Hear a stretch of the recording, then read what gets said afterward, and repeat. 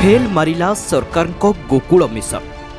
एही योजना चाषी आनी सरकार आउ एथिरे गाई बाबद को चाषी मानकु 70,000 टंका दियाजिबो, जहाद्वारा चाषी माने किछि उपकृत हेबे। हेले चाषी नारे टंका लुटुछंती बीजेपी दलीय कर्मी।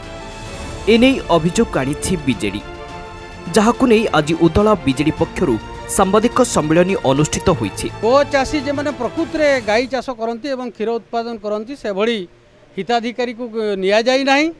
केवल भारतीय जनता पार्टी रो कर्मी बैठक सेटा अनुष्ठित होइतिला एवं से जो योजनार तार जो व्यवस्था रही जे राष्ट्रीय गोकुल मिशन योजना सेंट्रल गवर्नमेंट योजना, से योजन गोटे हिताधिकारी को 70-80 हजार टंकार गाई जोगा जीवो, गर्भिणी गाई बिना मूल्य रे। तेणु जे माने इंटरेस्टेड गाई चाषी जे माने अतीत रे गाई चाष करथिले, उदला रे क्षीर उत्पादन करथिले, जोगाउथिले, से भली चाषी को एथिरे अंशविशेष करा जाय नाही। केवल भारतीय जनता पार्टी रो कर्मी मानकर बैठक होइतिला एवं ए टंका को संपूर्ण भाव में भारतीय जनता पार्टी हड़प करबा योजना रे अछि। ए बहुत बड़ दुर्नीति। बीजेपी केंद्र सरकार को राष्ट्रीय गोकुल मिशन योजना रे चाषी को चिन्हट करिछि।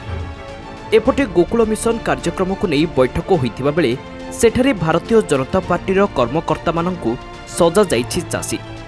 आउ विधायक एवं सांसद निज आड़ू चाषी नाम दलीय कर्मी मानकु डाकी बैठक करी गाई बंटन करने योजना करिसंती।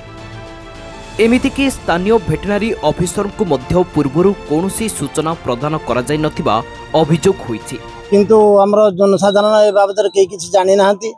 कौ दिन प्रशिक्षण केन्द्र होता कि लिस्ट दिगला से बाबद जनसाधारण जानी ना। प्रकृत चाषी मैंने ये चयन होना एवं जे चाषी मान लिस्ट बाहरी दलीय कर्मी भितर सीमित रही, किंतु जनसाधारण ये उपकृत हेबे ना। ये लिस्ट अनुसार आम भावुचे जनसाधारण को समस्त को अवगत कराइले बाबद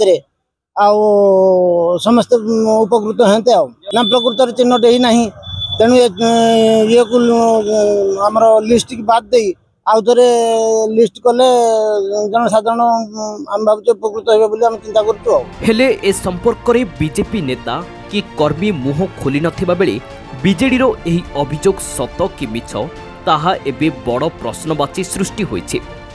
आ खूब शीघ्र सत सामना को आसिबो बोली आशा करा जाउछि। तेबे देखा जाऊ एठी किए सत किए मिछ। मयूरभंजरू जसवंत परिडांक रिपोर्ट दिनांक टीवी।